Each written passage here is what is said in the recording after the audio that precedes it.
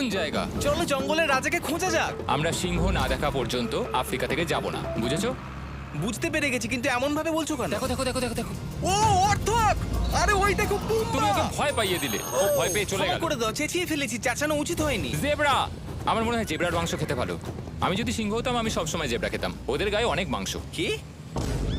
ভাই এটা $50,000 ঠিকই আছে। হ্যাঁ, জিমির $50,000 ঠিকই আছে। দাঁড়াও কার্ল, যদি ওটা শিপের বদলে সাবমেরিন হতো তাহলে? আমরা আর উপরে যেতে পারতাম না। ওয়াও, দেখো আমরা এই পাথরগুলোর কত কাছে আছি। ও, সব ঠিক আছে তো? আমরা অনেক কাছে আছি। হ্যাঁ, সব ঠিক আছে। ঠিক আছে, কিন্তু আমরাই শুধু কাছাকাছি এসে ঘনিষ্ঠ হচ্ছিলাম তা নয়। জেব্রা, তোমরা কোথায় যাচ্ছো? আরে বন্ধু দাঁড়াও, যেও না, এদিকে এসো। তারিক, চলো এবার হাতির কথা বলা যাক। তোমার পেছনেই দুটো দাঁড়িয়ে আছে। ও, এরা তো অনেকটাই কাছে হ্যাঁ, আছে। অনেক কাছে আছে। আরে অনেক কাছে চলে এসেছে, আমাদের কাছে ও, ও, ও, আসছে। ও, এক্ষুনি আমাদের হাতি তাড়া করেছিল। এখানে আছে একটা সিংহ। এটা তো দারুণ। দেখো ওটাকে একবার। এটা খুবই ইউনিক জিনিস। ওটা আমার বাবা।